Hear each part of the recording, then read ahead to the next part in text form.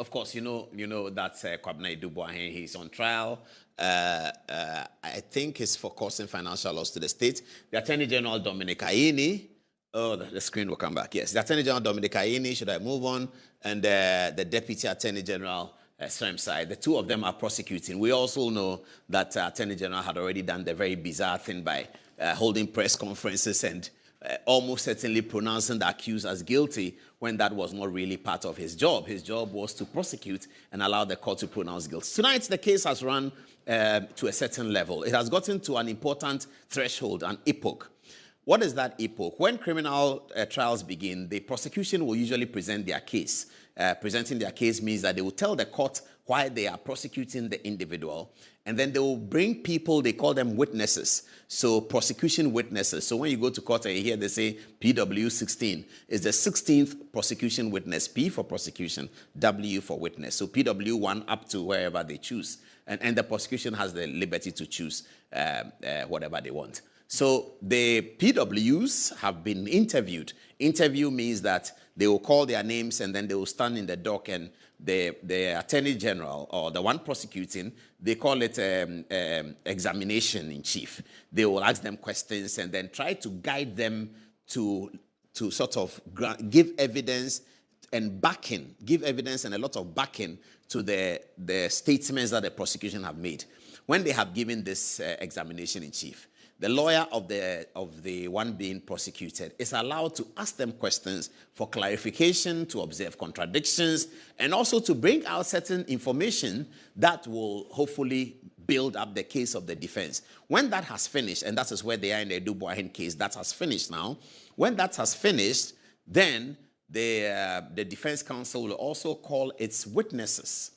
And then when they come, the defense counsel will ask them questions, and he will be hoping that in asking them these questions, they will be dislodging the matters that have already been put before the court by the prosecution's witness. When defense counsel asks those questions, the prosecution is allowed also to cross-examine. In fact, there's a third level to it. If you ask your examination in chief and there's cross-examination, you can request the court that at the end of the cross-examination, you want to ask more questions, and that's called re-examination. So let's get that fact together. I want to show you what is happening in the Adu-Boahene case, and you will be completely blown away, viewers. Let's move on. Now, there are two things that we need to learn today before we move on, yeah? It's about the standard of proof. So when you go to court and they say you have to prove beyond reasonable doubt, what is the proof that this, where is the evidence that all that conversation is about the proof of the matter. P-R-O-O-F, proof of the matter. So there's something called the standard of proof. The standard of proof investigates what should be the level, how much should we prove, what is the burden. If we say that Paul Adom-Otchere visited Professor Jenano Opoku-Agyeman yesterday, assuming that that is a crime, and we want to establish it, to what extent should we establish that? Should we be able to have a photograph of Paul Adom-Otchere standing in Jenano Opoku-Agyeman's house? Should we also add trace his phone so that the GPS will show on his phone that the phone was actually in Jenano Opoku-Agyeman's house? That may not be a complete proof that he was there with the phone. But if we can go ahead to see that he made a call at 9 o'clock and he spoke on the phone, and at that time, the GPS showed that the phone was in Professor Jenano Opoku-Agyeman's house, then we are getting somewhere. So the standard of proof is, to what extent should we prove that this happened or that didn't happen? So standard of proof. This is from Black's Law Dictionary, so you can always check. It's a law dictionary called Black's Law Dictionary. You can just Google it and find out. The standard of proof is the level of certainty and the amount of evidence required to prove a claim in court. It dictates how convincing the evidence must be for a judge or jury to decide in favor of one party over the other. And this is the important part. The standard of proof dictates how convincing the evidence must be for a judge or jury to decide in favor of one party or the other. So the standard of proof is by and large legislated upon. So what is the standard of proof, and what the courts and the Anglo-American common law have done is that they have just separated the standard of proof into one standard of proof for civil cases and another standard of proof for criminal cases. So let's get there and find out where we are. Okay, so this is the standard of proof for civil cases. On what is a civil case, by the way? A civil case is the one that doesn't involve the government and the attorney general. It doesn't involve the police. The attorney general can also sue in a civil action. Yeah, but normally when we see a civil case, it's between one Ghanaian and another. It could be one foreigner who has right to practice business in Ghana and he's angry with something he's suing. So two civilians, two individuals, no one is calling police to arrest anyone. Criminal cases are different. Criminal cases are prosecution by the state against an individual. And the state is involved because one individual has reported to the state that another Ghanaian or some foreigner who has to be in Ghana has done something against me. That's something that he has done against me. You will find it in the Criminal Offences Act. There is a document called the Criminal Offences Act where all prohibitions have been listed. So if you go to the Criminal Offences Act, which is Act 29 of 1960, but as amended, you will find one, they say stealing, they define it. This, they define it, defrauding by false pretenses. So if the action that has happened can be found in the Criminal Offences Act, you are free to go and report to the police that this person has stolen my money. The police will prosecute. That's criminal prosecution. So this is the civil one. On the balance of probabilities, what does it mean? It is the standard of proof used in civil court cases. It means that a claim is more likely to be true than not to be true, or that there is a greater than 50% chance that the event occurred. And I like the way they put it. So in civil matters, I'm suing Professor Jena Nopokwajiman, or I'm suing Kwesi Pratt, or Kweku Baku is suing somebody, or somebody is suing Haruna Atta or something, if individuals are suing each other.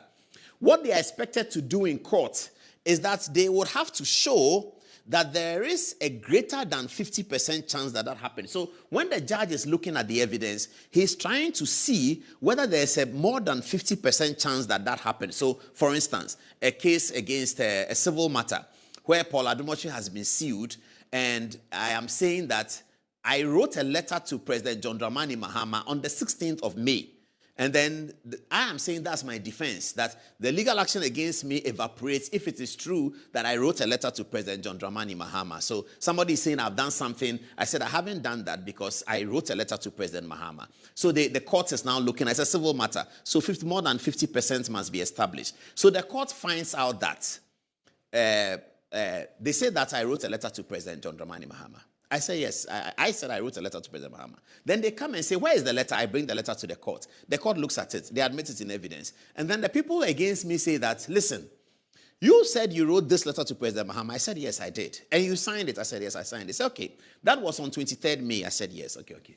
So they bring another letter. They say, okay, this letter, which was written in 2023, when you were a board member at the National Communication Authority at NCA, you wrote it. I said, yes, I wrote it. They give the letter to me. Can you recognize? I say, I can recognize it. You wrote it, I wrote it. I said. It says your signature here is very different from your signature, the one you are saying that you wrote a letter to President Mahama. So the court will now look at it. 50-50, 50-50. Then the judge says there is a more than 50% chance that Mr. Adom-Otchere, you didn't write the second letter. You didn't sign the second letter. But you signed the first one. But there's a more than 50%. Because if you look at this one, look at your signature, that's all they need. Just greater than 50%. Now let's go to that standard of proof for civil. It's just, you just have to do a little bit. You just have to cross the line, the 50% line, and you are there. And you would have established your case, and the court is expected to give it to you. Let's move on to criminal. Now, it says beyond a reasonable doubt. What does it mean? It is the highest standard of proof used in criminal trials, requiring the prosecution to present evidence so conclusive that no logical, sensible person will question the defendant's guilt. Viewers, that's very important. Let's take it slowly. I beg you, forgive me, it's late in the night, but let's get this. It's for our country, okay? It says that beyond reasonable doubt is the highest standard of proof used in criminal. It's always used in criminal trials, like the Adu-Boahene trial. And it requires the prosecution to present evidence so conclusive that no logical, sensible person would question the defendant's guilt. So you have to present a conclusive matter of the defendant's guilt. So let's go back to my example of the letter. Assuming that I'm being prosecuted, and I say that, no, I wrote a letter to President John Dramani Mahama. I wrote a letter to President John Dramani Mahama. Or the prosecution comes and says that, Mr. Adom-Otchere, part of your offense is that you wrote this letter to President John Dramani Mahama. So I look at the letter. I said, no, I didn't write this letter. Then they said, but you wrote it. I said, okay, my lord, look at the way I write my A. When I'm writing my name, Adom, I write my A in a certain way. This one, the A is not written that way. I have raised reasonable doubt about the admissibility of the letter that the prosecution is using against me. Because they would have to establish it beyond at 100%. The least thing that you take out of it, if they establish it by 99%, the prosecution should fail. Any prosecution where the prosecution is established by less than 100%, the prosecution should fail. They have not been able to establish guilt beyond reasonable doubt. So I needed us to understand this foundation before we get into the Adu-Boahene trial and what has been happening so far. So with that, now let's get into the trial. All right. So what has been happening so far, the Adom-Otchere and Sremsai, both of them are attorney generals. Now, this is the story. According to the Attorney General, Adom-Otchere, Adu-Boahene and his co-accused orchestrated a scheme to misappropriate approximately 49.1 million of public funds through a criminal network of companies and bank accounts. The prosecution contends that money earmarked for the procurement of a cyber defense system was instead diverted for personal and private use.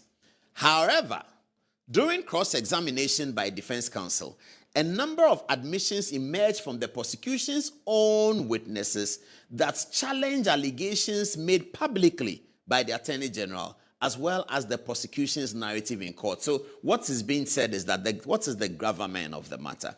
The foundation of the case is that the Attorney General is alleging that Kwabena Adu-Boahene and his people had blown 49.1 million of state money. And the money was earmarked for the purchase of a cyber security equipment, cyber system equipment. And the equipment was never bought. And the money has been lost. And therefore, there's a loss that has been occasioned to the National Signals Bureau, and that is why he's being prosecuted. This is the matter. During his press conferences, which were completely unnecessary and which has not caught the court's attention in any way, nowhere in the court documents has any press conference been referred to. The Attorney General has not referred to his own press conference. It all means that the press conference was neither here nor there. It lacked quality, it lacked interest, and it lacked relevance. But Attorney General did the press conference anyway. In his press conferences, he was talking about how Adu-Boahene had spent the money. In fact, he told the press how he believes Adu-Boahene spends that 49 million. He talked about him having cars, all of which brought Shatta Wale into the matter. You remember they had to go and arrest Shatta Wale, and Shatta Wale later told the public in his own videos that they told him that he should say that the car is for Adu-Boahene, and he couldn't say that because it's not true. So he, Shatta, SM, he's a truthful man. Truth stands. Truth is one. He told them that I can't say something that's not true. I am very basa-basa. I'm sure that's what Shatta said. That is bad man. Me, I be basa-basa, but I don't go feel lie, So he couldn't say that the car is for Adu-Boahene. This was part of the narrative of the Attorney General when he talked about they said Adu-Boahene has houses and he has cars. And now they were fishing to find out the evidence so they can put it together. So they arrest a popular musician and tell him that your Lamborghini is for Kwabena Adu-Boahene, and the matter now spills over, it evaporates, and that side of the conversation is dead. But this is the story against Adu-Boahene. You have blown 49 million. Now let's get into the cross-examination. So how does the case start? The case starts with a jamboree arrest of Kwabena Adu-Boahene, as if after arresting Adu-Boahene, everything will change or something like that. Guy comes from a trip abroad, they arrest him, they keep him in for whatever time. The court is constituted at evening, 4 o'clock, so that he will be kept in. All of that happened. Forget about that. Now the trial has started. The trial starts with the Attorney General and his people presenting their prosecution witnesses to the court. And so far, they have presented about 4 or 5 prosecution witnesses. Viewers, keep in mind the gravamen of the case. Adu-Boahene, through a network, has stolen 49.1 million. On trial is also Adu-Boahene's wife, who is also on trial, that she's part of the syndicate of the stealing. Let's get to what has been happening in the court so far. Can I roll it over, please? Let's turn it out for me. All right. Now, this is a testimony by Ruth Edith Adumuah, who is the head of finance of NSB. Please, let's read. Ruth testified that there was no public institution known as the Bureau of National Communications, BNC, as alleged by the Attorney General. In the Attorney General's presentation, viewers, he said that there was something called Bureau of National Communication, BNC, and that there were two BNCs. There was a public BNC and a private BNC. That Adu-Boahene siphoned money from the public BNC into a private BNC, which was created by him and his wife and his cohorts. That's what the Attorney General told the media. In the courtroom, the prosecution witness, which is Edith Adumuah, who worked with Charles Kwabena Adu-Boahene as the head of finance, and who was also harassed, but eventually was converted into a prosecution witness so that perhaps she can tell on her boss or something like that. She's the first one they brought. So she knows a lot about the whole transaction. She's head of finance. She knows everything. And this is what she said.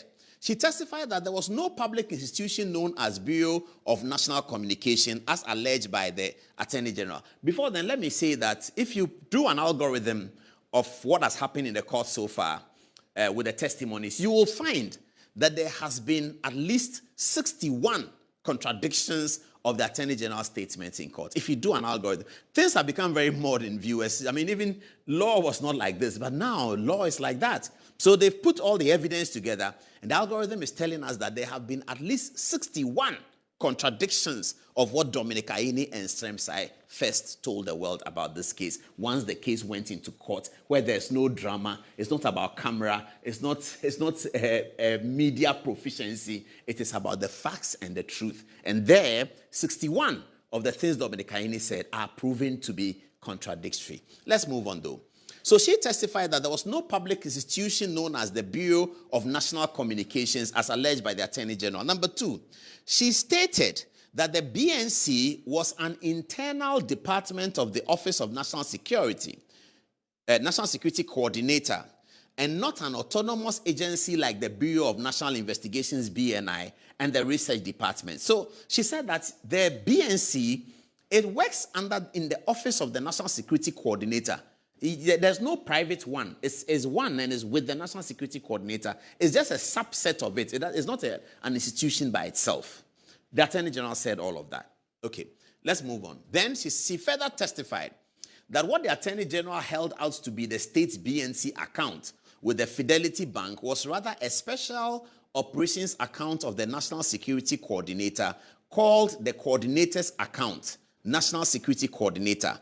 That's the National Security Coordinator, also christened Director BNC. So, viewers, are you with me? It's getting interesting. The prosecution witness told the court that, as it turns out, the Attorney General completely misunderstood what he noticed. Both the Attorney General and the investigative unit, I don't know whether it was the BNI or the NIB as it was, or it was the IOCO, whoever investigated, they had all gotten it wrong. But how did they get an investigation wrong when the person who is giving the right information is a prosecution witness? Didn't they speak to her so that she would educate them and say, oh, bosses, this is not how it is. So this one is like that. Didn't they go through that process so that they come and embarrass themselves in court? This was totally embarrassing. That your own prosecution witness under cross-examination is revealing things that contrary to what you told the general public. And that's what is happening in the court. Let's move on. She also said that contrary to the Attorney General's allegations that Adu-Boahene had the power to spend and authorize spending on the Fidelity Special Operations Account, Edith testified that it was the National Security Coordinator who wielded the power to spend and authorize spending on that account. Again, Dominic Ayine said that Kwabena Adu-Boahene moved accounts. They saw the Director BNC and they thought he created the fictitious account and siphoning government money into that account. That's what they believed, or that's what they were told. And then they said it. Now, the lady is telling the court that Adu-Boahene does not have control over that account. But mind you, she's the head of finance. She's speaking. She said Adu-Boahene doesn't have control over that account. That account is for the National Security Coordinator. All right, let's move on very quickly. The bedrock of the Attorney General's case is that Adu-Boahene moved monies from the Fidelity Bank accounts to the UMB Bank. But Edith Ruby Adumuah clarified that Adu-Boahene did not wield the power to move any monies at all, and thus the check totaling 49.1 million were signed and authorized by the National Security Coordinator for payment into BNC operations account at the UMB. Again, Edith is giving more clarification. Let's move on for lack of time. Edith Adumuah's testimony further contradicted the prosecution's case in terms of the purpose of the 49.1 million, citing that there was no point in the year 2020 when the said amount was the Ghana cedi equivalent of 7 million. You remember there was something like that where the Attorney General said that the 49 is the Ghana cedi equivalent of 7 million. Edith debunked that in the court. Edith Adumuah contradicted the prosecution further by asserting that the acquisition of the cyber defense system was a genuine transaction in which she herself, as head of finance, was involved. Edith Adumuah contradicted the prosecution further by asserting that the acquisition of the cyber defense system was a genuine transaction in which she herself, as head of finance, was involved. She confirmed that she personally processed invoices and payments for the cyber defense system. She maintained that the payment was made contingent on the delivery and acceptance of the cyber defense system. She testified that the cyber defense system was indeed purchased and delivered. That collapses the Attorney General's case. Because the Attorney General says money was given for the purchase of a cyber security. The cyber security didn't come. So recently before the court, distinguished counsel for Adu-Boahene, the learned Adumuah, has asked the court that, can you order for us to walk into the National Security Signals Bureau and check whether the equipment is there or that is not there? I'm really hoping that the judge will agree with that because it will help all of us. The Attorney General says it wasn't there. The Attorney General's witness says that the item was delivered. I signed for it. I paid for it because I'm head of finance. Counsel for defense says, my lord, if it wouldn't worry anybody, can we all go to the National Signals Bureau, your agent, the judge's agent, the Attorney General, who already has control over the Signals Bureau, and we, the Defense Council, you can add neutral people, the leadership of the Ghana Bar Association, and the leadership of the new one, Dafiam Apos's own, what is it called? Association of Ghana Bar or something like that, Solicitor Ghana something, their thing, he and Javier Susu. You can bring all of them. Let's go to the National Signals Bureau and let us find out whether the equipment is there or not. It's an application before His Lordship. I sincerely believe that His Lordship will grant it. I hope so. Anyway, let's move on. Contrary to the Attorney General's allegations that some 49.1 million had been stolen or lost at the National Signals Bureau, Edith Ruby Adumuah testified that there was no report or audit query whatsoever that any such amount had been stolen or gone missing at the National Signals Bureau. She denied ever transferring monies to buy houses for Adu-Boahene. She denied Adu-Boahene ever using operational funds for personal use. That's very interesting. And on that day, I was in court, and that was the most powerful one. Adumuah is such a fantastic lawyer. I mean, all of us had not thought about it. You see, so the lawyers were talking about it in the court as I sat with them. It's very interesting. The first point that Adom-Otchere should have made to the court is to establish that as National Signals Bureau, they are looking for a 49.1 million which is lost. That's the first thing you should have established because that's really the case. You are prosecuting on behalf of the National Signals Bureau. There has to be a complaint from the National Signals Bureau or an audit from the National Signals Bureau by the Auditor General, like what goes into Abna's committee, Adom-Otchere, that's very intelligent MP, Public Accounts Committee. So that the Attorney General can begin on the premise that the Auditor General has reported a 49.1 million inconsistency or loss with the National Signals Bureau, alleging that a cybersecurity equipment, that can be the basis of the Attorney General's case. The Attorney General didn't do that at all. He was more interested in press conferences and addressing the media and telling the media that people are thieves and prosecuting a public opinion trial for political gain. That's what he was interested in. Now all that gain has collapsed because time is the master of all of us. So all that political gain that Attorney General thought he gained, it has collapsed on his head today. The other day, somebody was whispering to me that they said that Adom-Otchere had some issue and he wanted to resign and they begged him not to resign. I said, oh, well, he's brought it upon himself. Because this is what is happening. Everything he said in the press conference has now collapsed on his head. Every pep, the military people call it peps, I think they were. Every pep that he won because of the press conference has been torn off his shoulders today. Because he held a press conference and said that there was no equipment and that the money had been stolen. And yet, when he appeared before the court, he did not ground his case on the fact that the National Signals Bureau itself is in possession of that information that their money has been stolen. So in court, Adom-Otchere asked the lady that, are you the head of... So she said, yes. He said, if there will be money lost, would you know? She said, yes, I will know. She said, so far, has the National Signals Bureau lost any money? She said, no, we haven't lost any money.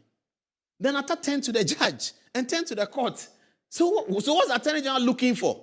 The people at the Signals Bureau in the testimony before the High Court, sworn evidence, said that there's no money lost to the National Signals Bureau. But the Attorney General says that there's money lost. And this is the Attorney General's witness. And the witness is the head of finance. And if there's money lost, she would know. But she said that no money lost. Adom-Otchere was not there, but Sremsai was very there. He was sitting there. He shaking his head, looking at his time. I was spying him. One day I'll do video of him and come and play it, you see. But I think that's unfair. That's why I've not done it. He was sitting right there. He heard it. Everybody in the court heard it. Everyone was shaking their head. And people wanted to clap for Adom-Otchere. It was such a great twist in the matter when Adom-Otchere told the court that, my lord, you've heard her. There's no money lost. Anyway, so this is it. That contrary to Attorney General allegations, Edith testified that there was no report or audit query whatsoever that any such amount had been lost. Meanwhile, the National Signals Bureau has been audited. Every year, they get audited by the Auditor General. In fact, if they haven't been audited in 2025, they have been audited. So the Attorney General can pick up the 2025, which is the John Mahama administration, pick up the audit report of 2025, and come and tell us that the Auditor General in 2025, whilst he was auditing the National Signals Bureau, found out that 49 million is lost. That Adom-Otchere and Sremsai have not been able to do any such thing. Yet they are in court prosecuting. So let's move on. Edith Adumuah stated that no 49 million has gone missing at her department, contrary to the claims by the Attorney General. She further stated that no query had been raised against Adu-Boahene internally in the national security. Now, we are going to another testimony. So, Adu-Boahene, until the prosecution, in fact, even up till now, is still an employee of the National Signals Bureau. Yes, he is. I think now they've asked him to take a long leave or something like that. But by the time they began the prosecution, Adu-Boahene was still a staff and the director of the BNC. He was still there. And the Edith, in her testimony in Adom-Otchere's cross-examination concluding questions, was asked whether there's been any inquiry in the office about Kwabena's, the accused person's conduct, and the answer was in the negative. Nothing. Let's look at Mildred Donkor. After her conversion from accused person to prosecution witness, Mildred Donkor testified that her assistant to Adu-Boahene and his wife was part of her professional duties as a banker, rather than criminal actions as originally alleged by the Attorney General when she was the third accused person. She used to be third accused, now she's on the prosecution side. She, Mildred Donkor, maintained that she acted lawfully in carrying out those banking duties. She confirmed that the authorized withdrawals would ordinarily appear in court in official bank statements, debunking claims by the Attorney General that the withdrawals were concealed. She confirmed that the transfers were reflected in official banking records and not underhand dealings. She testified that the Advantage Solutions, that's a company, the Advantage Solutions was incorporated in 2008 and not a recent undertaking to steal money. She confirmed that Advantage Solutions was an existing company before she joined it. She testified that Advantage Solutions funded national security special operations as far back as 2018. Contrary to the Attorney General's allegations that the accounts of Advantage Solutions were used as conduits to steal money, Mildred testified that the Advantage Solutions rather loaned monies to the national security to pre-finance special operations. She confirmed that the payments to the ICS Holdings Limited for the procurement of a cyber defense system was a genuine transaction backed by a SWIFT record. SWIFT is a banking term for foreign money and all of that. She testified that the 16 million fixed deposit was done on the BNC operations and not in Adu-Boahene's personal name, as alleged erroneously by the Attorney General. She testified that she had been coached. She testified that she had been coached during IOCO processes and that her witness statement was prepared after reviewing the charge sheets with her lawyer. Well, there was a conversation here about at which point her charge sheet was reviewed. And Atacha came to the conclusion that she may have been coached. We don't know yet whether the court will draw that conclusion, but that's the conclusion that was drawn by defense counsel, that Mildred, you have been coached by Yoko. That's in the court record. We wait to see what the judge will say about that. She confirmed that she was detained and later granted bail before becoming a prosecution witness. Okay, so that's Mildred Donkor. I think that is that all. Yeah. Okay, so do you have some more?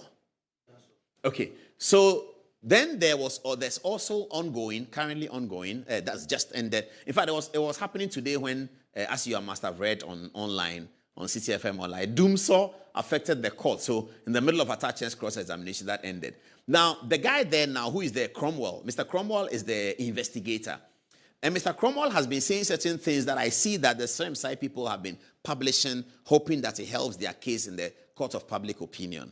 Now, Mr. Cromwell has been saying that the salary of Kwabena Adu-Boahene, 5,000 cedis a month in 2018, 9,000 cedis a month in 2019 or something like that, cannot possibly buy the properties, some properties.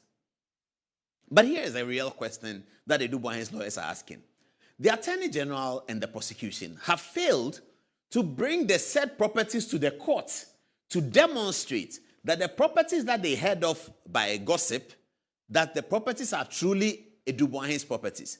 Because Advantage Solution, which is Adu-Boahene's wife, is into property business. What they do is that they secure land and then they auction the land for people to build on the land. Sometimes they can build for you. You know that arrangement is all over. Sometimes they can build for you. Sometimes you build and they supervise. Most of the estate-gated communities are like that. And this is the business that Advantage Solutions, which is led by Kwabena Adu-Boahene's wife as chief executive since 2008, have been doing.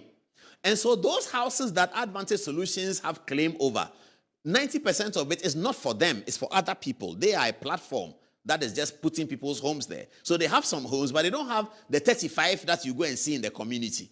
90% of the 35 is not for them. It's for other people. So when they saw that and they saw Advantage Solutions, then they put it together that it must be Kwabena Adu-Boahene's property. It is this matter that Cromwell has come to the court, and Atta was cross-examining him, and he's saying that the salaries of Adu-Boahene doesn't match the acquisition of those properties. But those properties are not Adu-Boahene's acquisitions, and there's no evidence to that. So, you see, viewers, that's the thing with court and criminal prosecution. This Metro TV building here, we are in North Region, Accra, very nice building. When we were constructing this building, I was coming here every day. So if somebody was sitting there and says that, this thing is for Paul Adom-Otchere, every day he comes there. Can't you see that when he comes then, the people who are working, they call him boss, boss. When he's about to come, they say, boss, a bow. Then they are in a hurry, they are doing the mortar and they are putting the iron rods because boss is coming. If you look at that, then you go and say in court that the Metro TV building is for me, you will be laughed at and laughed upon, because whether a building is for somebody or not, it's a legal question. And it's a question of documents and it's verifiable. There's only one basis on which you can say a property belongs to an individual is that it's registered in his name. That is all. Nothing more, nothing less. The fact that I came here every day when they were building it, the fact that I was coming here, sleeping here, the fact that my brother is the engineer who did it, the fact that it was my sister who was the painter, all of those facts are inconsequential to the document that determines who is the owner of the property. So that's what has happened. Gossip has gone around that, hey, Kwabena Adu-Boahene and his wife, they have money. Hey, this property here, all the houses are for them. I'll show you something. Every Saturday morning, Kwabena comes here, I'll show you.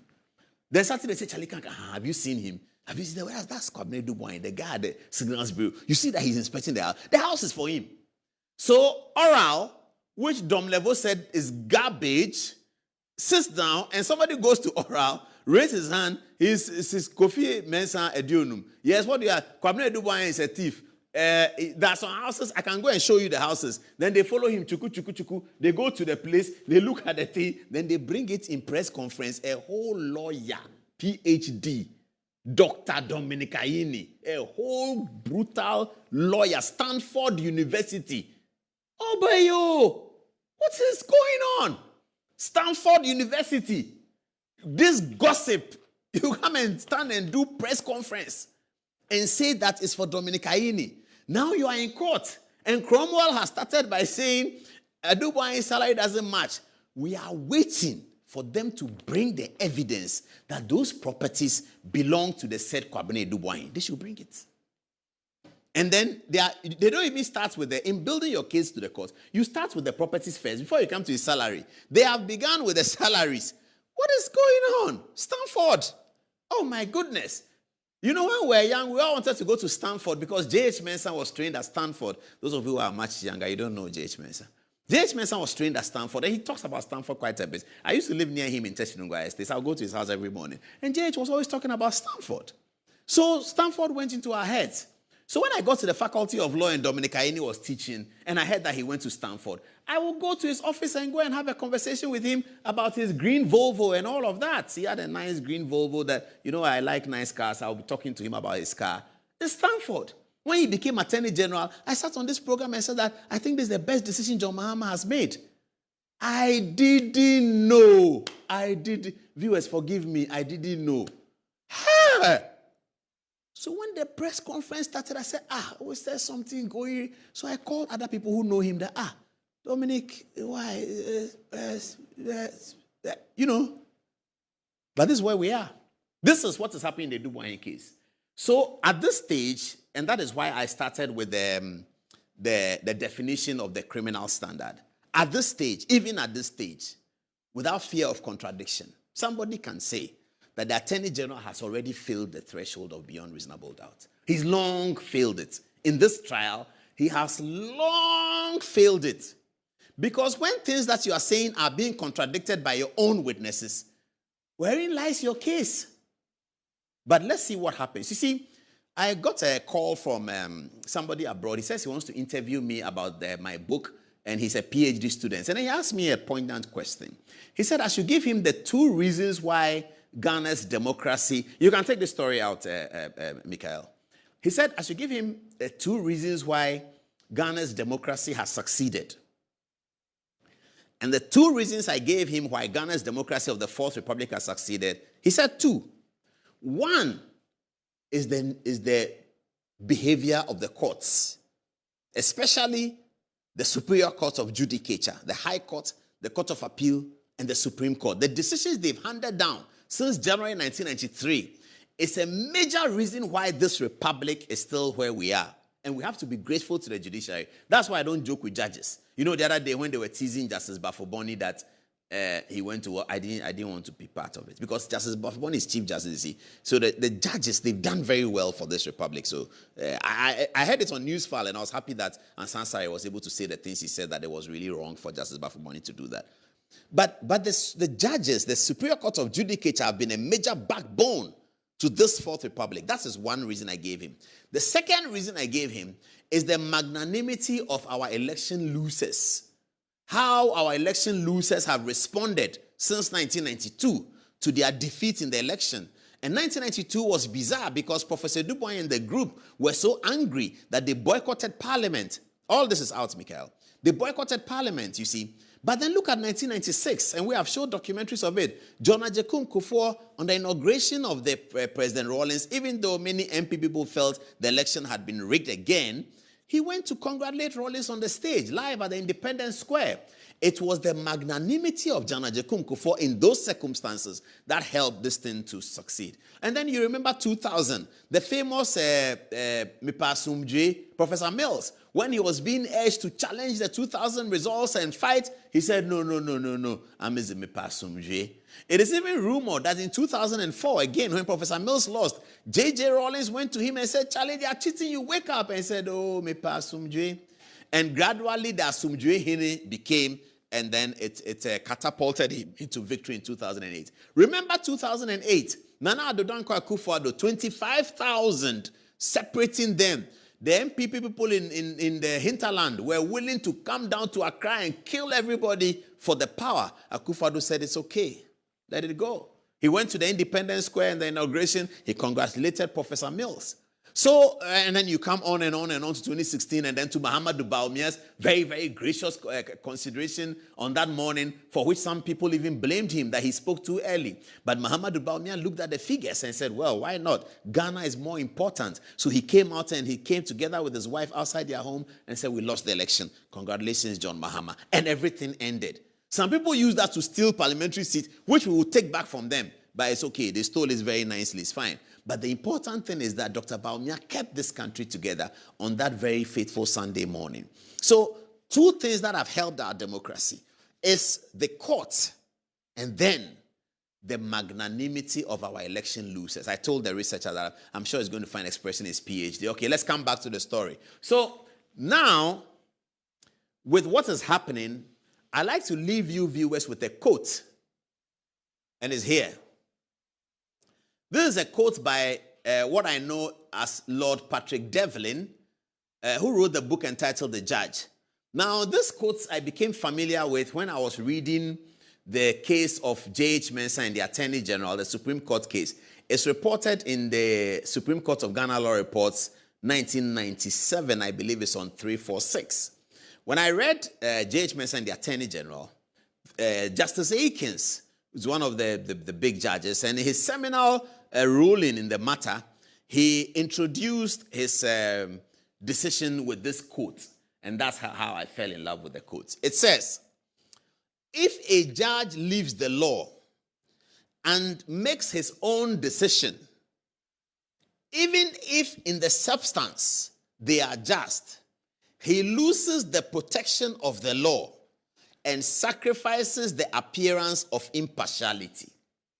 And I leave this has been one of the bedrocks of the Ghana courts in the Fourth Republic. Justice Aikens, the former Attorney General who was on the Supreme Court, relied on it in one of the important cases. If a judge leaves the law and makes his own decision, even if in substance they are just, he loses the protection of the law and sacrifices the appearance of impartiality. I am really hoping that Atachian will end his address with this quotation from Lord Patrick Devlin. I believe, from what I've seen with the Ghanaian courts in the Fourth Republic, that justice will be done. Because this prosecution by this Attorney General has been bizarre. It has been bizarre.